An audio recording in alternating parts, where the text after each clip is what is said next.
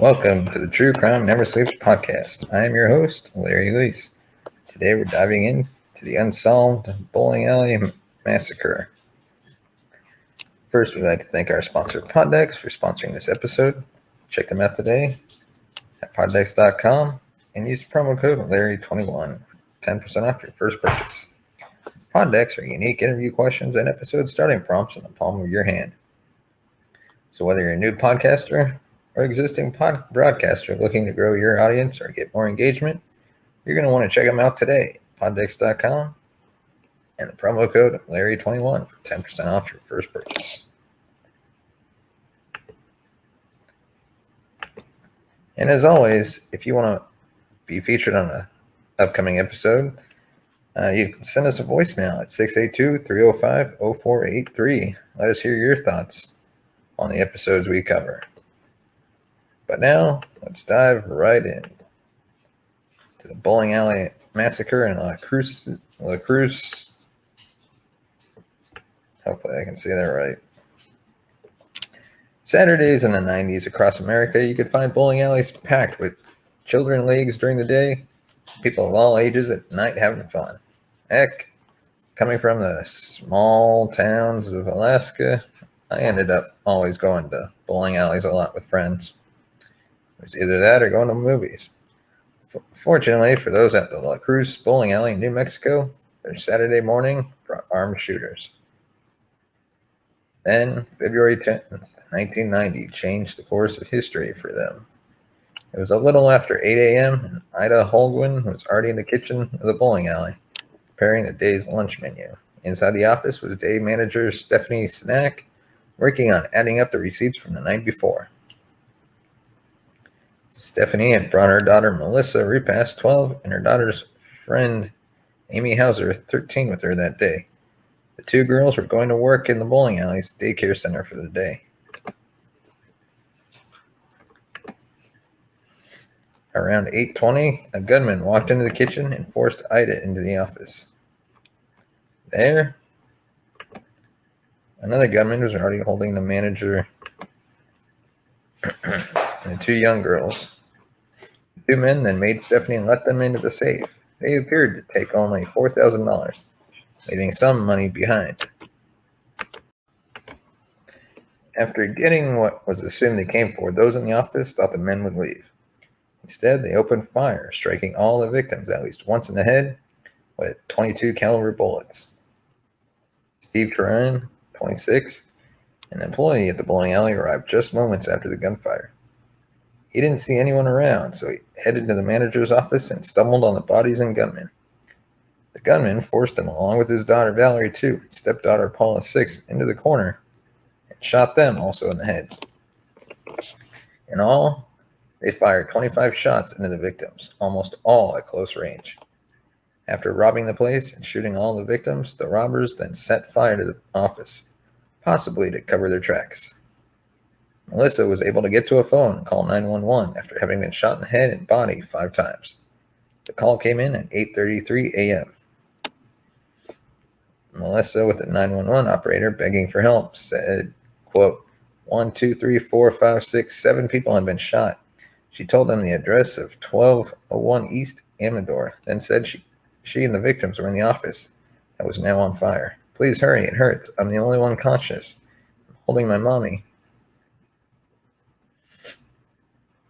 Now we look into the bloody scene. Detective Chuck Franco was one of the first criminal investigators on the scene. Quote, my first thought was what kind of animal could do this to kids? Police and paramedics arrived on the scene to find Steve Turan and his stepdaughter Paula, along with Amy Hauser, dead on arrival. Holly Turan was transported to the hospital but later died that day. Stephanie, her daughter Melissa, and Ida all survived the massacre.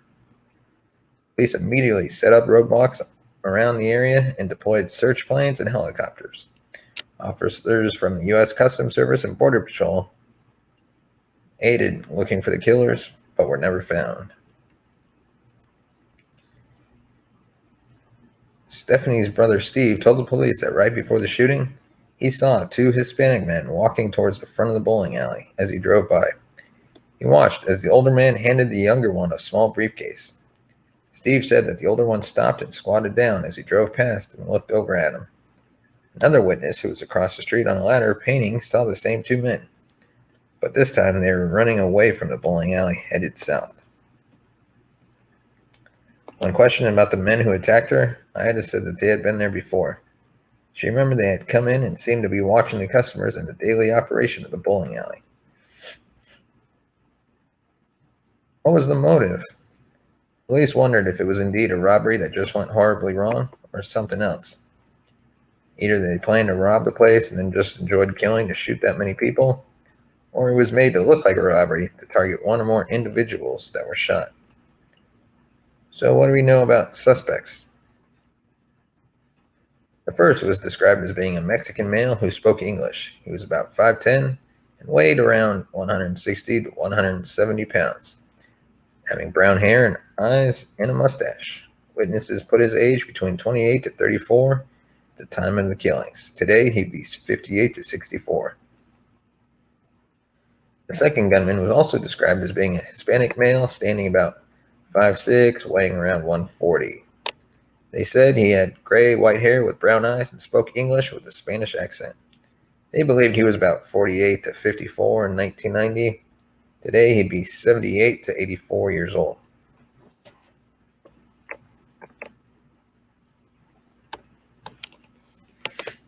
Excuse me. It's amazing that even 25 years later, they're still receiving tips. Usually around the anniversary of the event, they come in, and as they come in, they actively pursue them, said Detective Amador Martinez. In 2016, Steve Turan's brother, Anthony.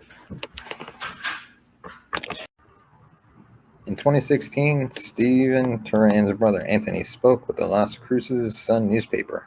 Quote, "In this day and age, things like this don't go unsolved. How did we not get these guys? That's the question I ask myself every day. Numerous people saw these gunmen, so someone out there knows something, and they need to come forward." Police believe the robbers evaded being captured right away because they lay low in the area, and that they had help. As we move on and remember the events that happened, we look back. The bowling alley was sold a few times over the years before eventually closing down in 2018. Manager Stephanie Snack, who initially survived the massacre, passed away in 1999 due to complications from her injury. Cook Ida still suffers from headaches and PTSD as a result of what she went through. It still holds out hope that the case will eventually be solved. Currently, the Las Cruces Crime Stoppers has announced a $30,000 reward for information leading to the men responsible for the massacre. You can call Crime Stoppers at 1-800-222-8477 or go online to nmcrimestoppers.org and give your tip. And that is all we have for this episode of the True Crime Never Sleeps podcast. As always, please hit that subscribe button, give us a thumbs up, and as always, you can find us on all major podcast platforms, including now Good Pods. Check them out today. Available on Apple and Android devices. Thanks for listening, and we'll see you next time.